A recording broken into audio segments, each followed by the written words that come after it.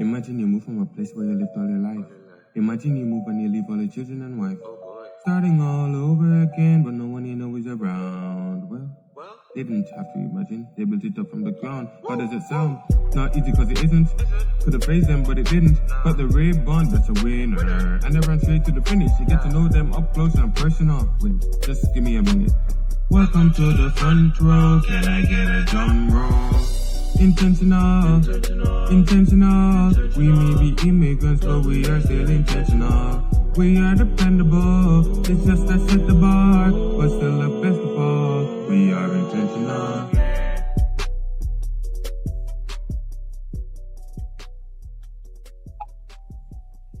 Hi, Mrs. Cole.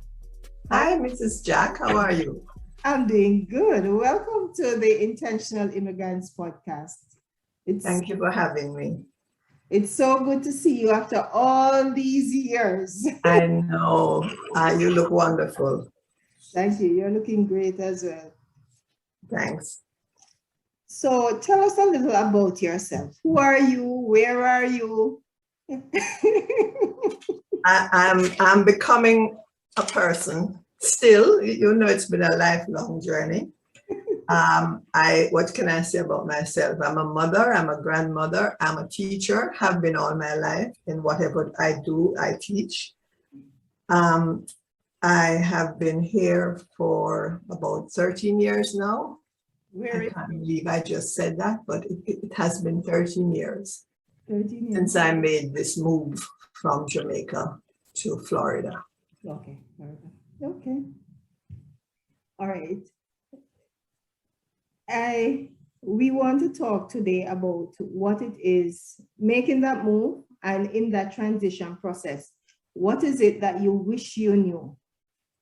And those things that you think would have made it an easier transition than what it turned out to be. What do you knew?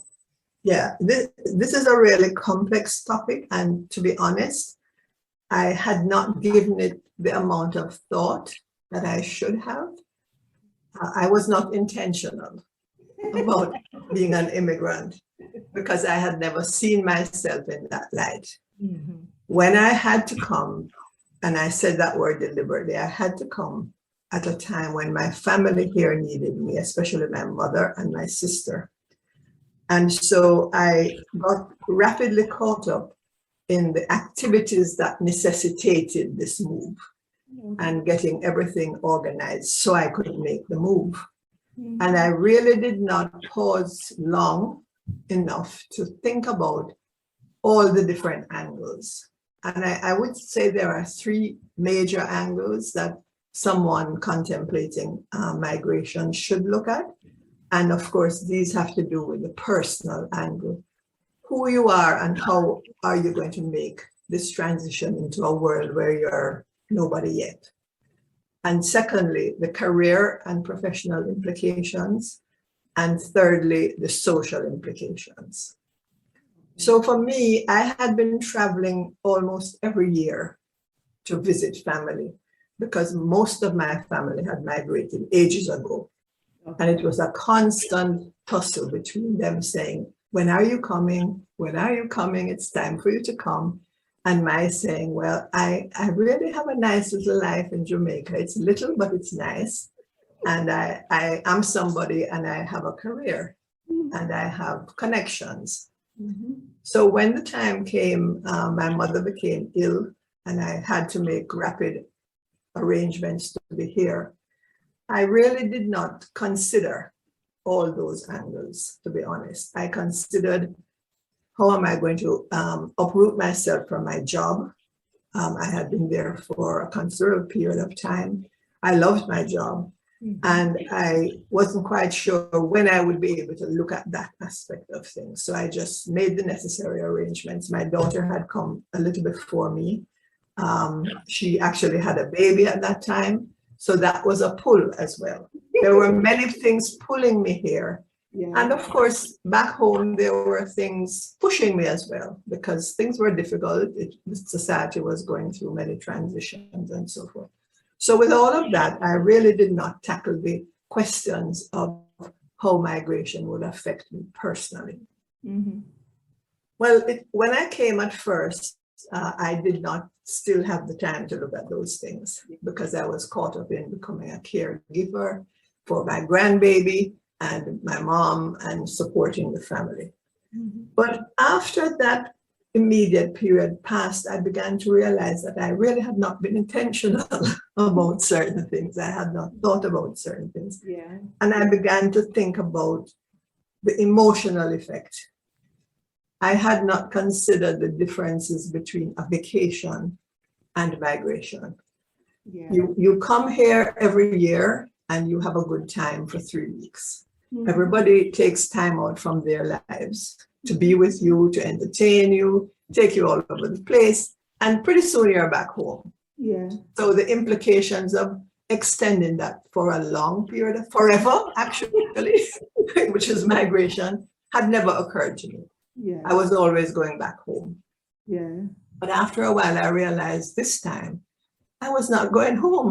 There's no I home. had sold my house. I had no home, except in a sort of romantic sense. Jamaica will always be my home. Yeah. Yeah. And then I was driving along the street one day and I said, what is it about this place that makes me feel so disconnected? Out of sorts. And when I got back home and I got out of the car and I looked up, bingo, I saw it. There were no blue mountains. Florida is absolutely flat and arid. Jamaica is hot and dry, but it's different. Yeah. But when I looked up and I did not see the mountains, which I had become accustomed to seeing every day of my life, outside my office window, as soon as I stepped outside of my house, driving up from where I lived to UWI, Mm-hmm. which is the most beautiful campus in the world, Yeah. as far as I'm concerned. Nobody can tell me anything different. So I said, the whole landscape is different. It's not just me, the landscape is different. So I had to start adjusting to the landscape. Mm-hmm. And I thought, well, what am I going to do after this immediate rush of activity around the family situation? Mm-hmm. Before I came, everybody had said to me, oh man, you'll get a job right away. You have such good experience, you have proper qualifications, and people will know when they talk to you that you're the right person. Well,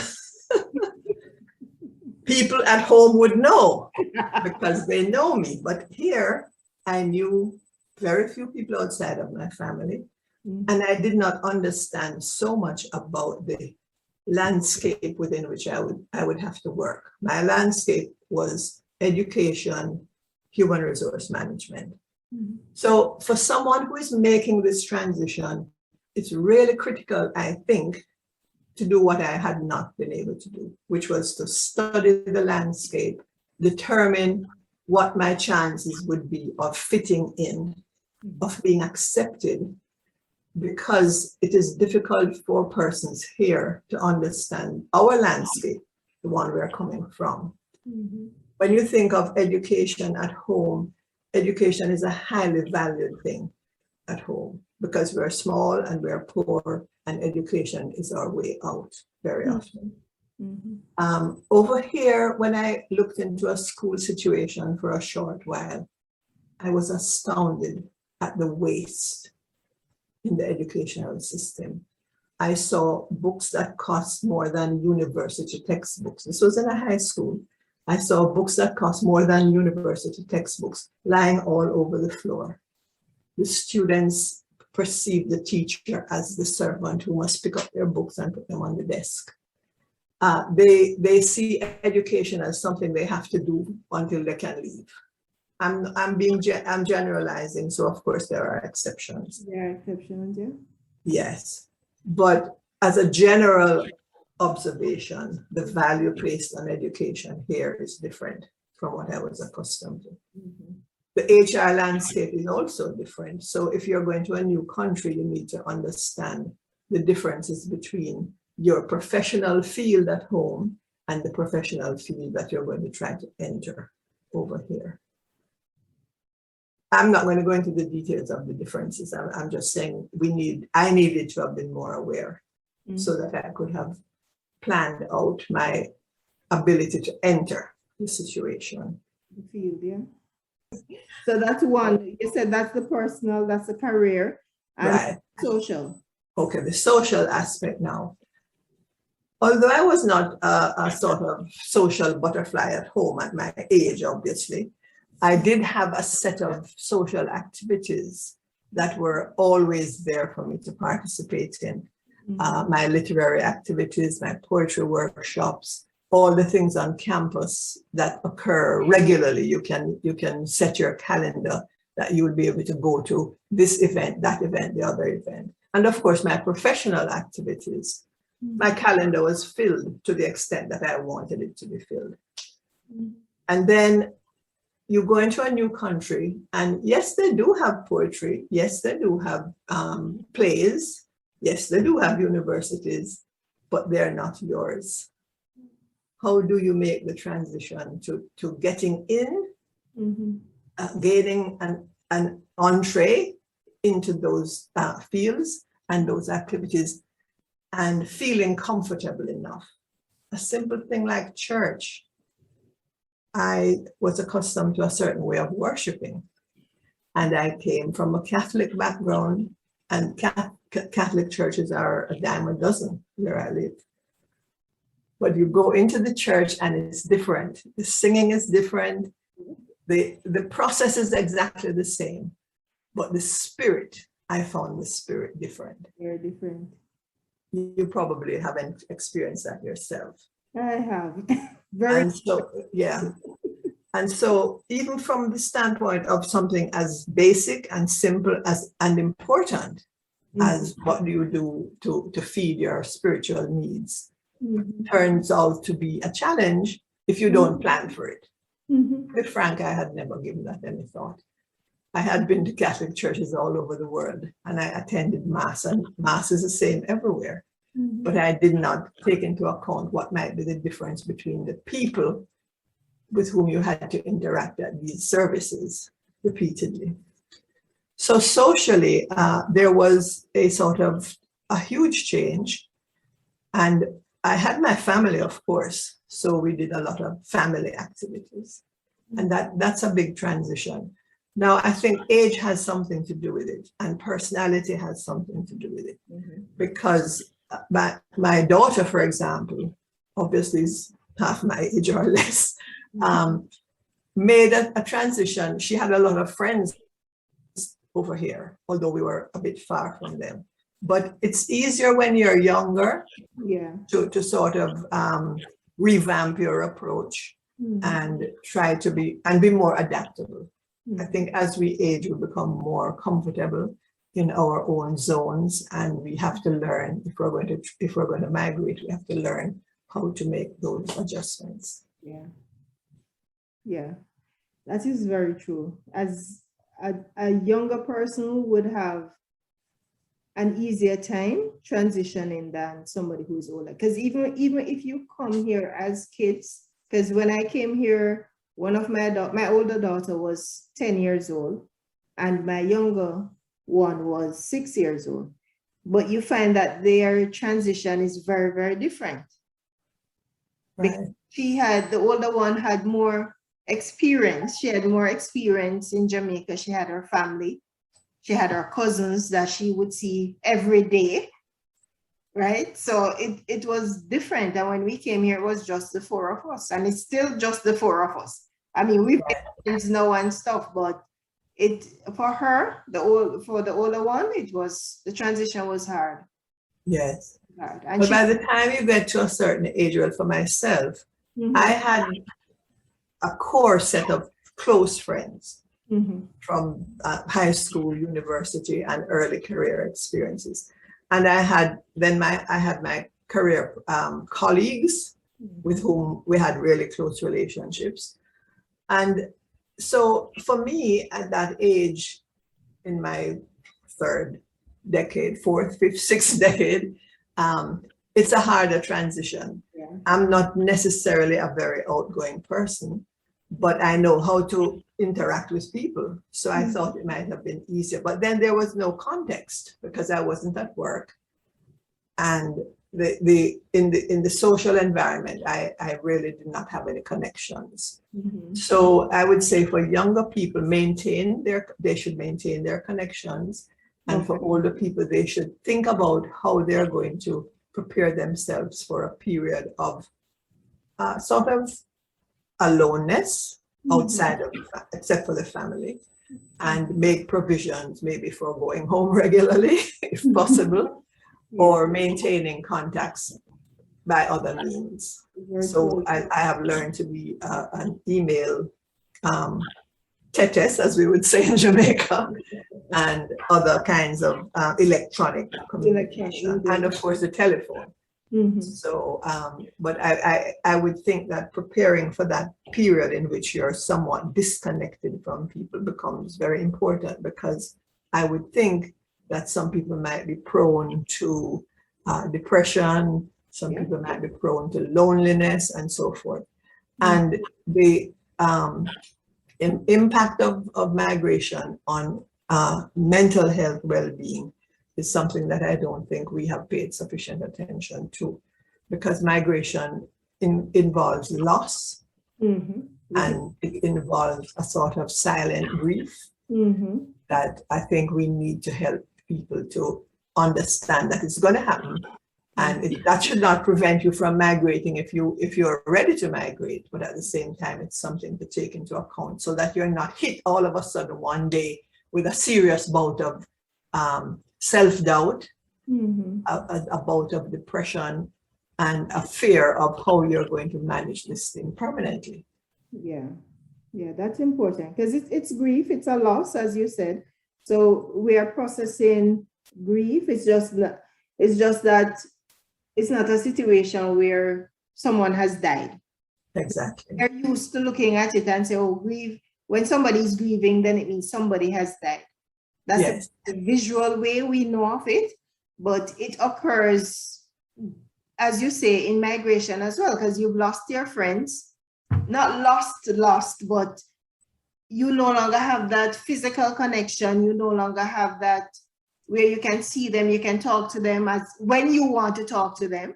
Right. When they want to talk to you, no, you basically have to be working on a schedule like. Yes. I'll call you next Sunday. Would next Sunday work for you? You know, you have to be. No, I'll have to have an appointment virtually. Yeah, you have to set an appointment.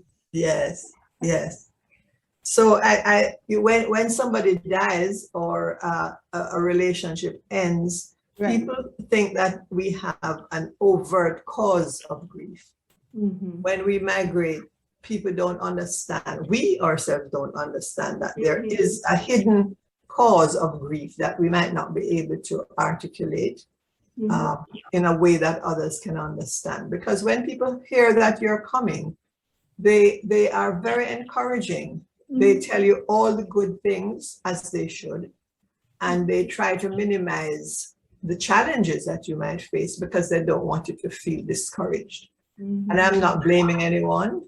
I'm not blaming the country to which I have come or the countries to which other people will migrate. And there are differences, but the point is that you have no obvious reason for being quote unquote sad. And yet you feel a sadness from time to time, which makes you wonder, did I do the right thing? And when you begin to wonder that, you begin to question your judgment, and you begin to wonder if you knew what you were doing. And that is the beginning of self-doubt and all these fears that you have made the wrong decision. Which, I mean, from time to time it comes, it's not sitting on you, it's not sitting on me every single day, but often enough to make me realize I ought to have given more thought to that aspect of it before. Okay. And if you're not careful, you could almost feel ungrateful, because here you have this opportunity that so many other persons want to have and would love to give anything to get this opportunity, and you have it and you're not ecstatic. You're not ecstatic. Yes. Yeah, you're not grateful enough for it. Yes. And you see, we have all been conditioned in our small countries to believe that the first world is the place to go to in order to fulfill your dreams. So if you apparently have fulfilled your dreams by getting to the first world, who are you to be unhappy? Who are you to complain? Yeah. And I don't know that we understand enough about the differences between the conveniences of living in the first world and the absence of essential things for our inner well-being. Yes. So we have left some of those essential things at home, and we have tried to replace them with the conveniences and the advancements of the first world. Well, I have to say that I've often found myself asking the question, is this really the first world? Are we really so far behind?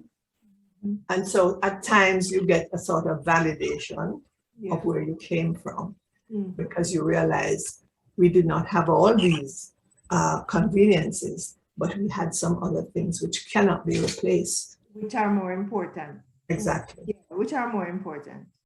Right.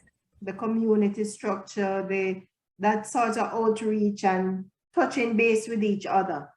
That's more important than all the cars and all the houses you can have, because at the end of the day, that's all you have. The people That's all. you surround yourself with, and the persons that you make an impact, in whose life you've made an impact. Yes, you said it correctly. Yeah, so that's all it is. Are there any last words you want to add, Mrs. Cole, before? I hope I have not sounded ungrateful about the opportunity to be in the first world. And I do not regret the fact that I arrived here. I had to. I had no options. I had to put the priorities in the right order, and I did. I would not like to leave without saying, though, that this is not my home. The country to which we migrate may never be our home. But we are here, and I guess we have to deal with what we have to deal with wherever we are. But for me, my home is only one place, and that's where it will be. I cannot change that. Yes, yes. Yes, and as long as you have your connection still going and keeping in touch with those back home, you won't ever be able to replace it, but you'll be able to feel a little better about the decision to migrate. Yes, I think so. And also, I think if people knew some of what I learned afterwards, then maybe if we pay more attention when we're at home to learning more and more about where we're going to, then we would be better off. I mean, I haven't even touched on the shock that I experienced in terms of learning firsthand about what the situation in some countries is concerning racial integration or lack of it. That's probably another program you have to look into. Yes. We'll have to look at that in a little bit more detail another time. Mrs. Coke, I know you've written a book. You want to tell us about that book? Oh, what a lovely opportunity. Yes. How persons can get information or purchase the book? Yes. The book is called The Spirit of Clovelly Park.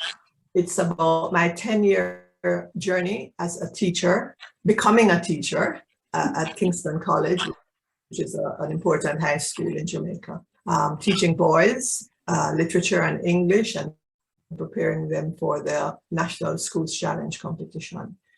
It is a look at the school and also the society as it evolved during the 1970s, which you remember was a turbulent time with political upheavals and social upheavals and so forth. So it's not just a book about the school or about me, it's about the environment and how the teacher and the school can assist in the transformation of young lives. It's available in Jamaica. It's also available on Amazon and at iUniverse Publishing. And I can be reached through my daughter at her email address, is Kimberly Lowe, KIMBERLOWE, at ymail.com. And she is able to receive requests for purchases and conduct online purchases. We can only ship books in the US because the cost would be more than the book to ship it anywhere else. So thank you for allowing me to speak about that, because I'm hoping that the book will be an eye-opener for educators, for persons interested in social development and the growth of young people. Okay, thank you. Is there an e-book or just physical copy? It's on Kindle, on Okay. Amazon. Mm-hmm. And also I could give you my email address, which is Frances, FRANCES .Arlene, ARLENE, @hotmail.com. And as soon as I have a website, I will let you know. Okay, I guess we're still working on that together, right? Yes, together we'll work on that. Okay, thank you very much, Mrs. Cook. It was my pleasure having you on the podcast today. Thank you so much, and all the best with it. I think it's a wonderful little program and platform for you to help others. Okay, thank you. Thank you for sharing the journey with me and subscribing to the channel. The Intentional Immigrants podcast can be found on Google Podcast, Podbean, Spotify, and YouTube. Our website is now live and functional. It is www.intentionalimmigrants.com. intentionalimmigrants.com. Thank you to the following persons who made today's podcast possible. Today's guest, Mrs. Frances Cook. Xavier Anderson for providing music. Until next time, I'm your host, Yolanda Jack, reminding you, he who watches the wind will not sow. He who watches the clouds will not reap. Ecclesiastes 11 and verse 4. You were born for greatness. Step out into your greatness so that mankind can benefit from you being here. So long, until next time. Intentional. We may be immigrants, but we are still intentional. We are dependable. It's just that set the bar, but still the best of all. We are intentional.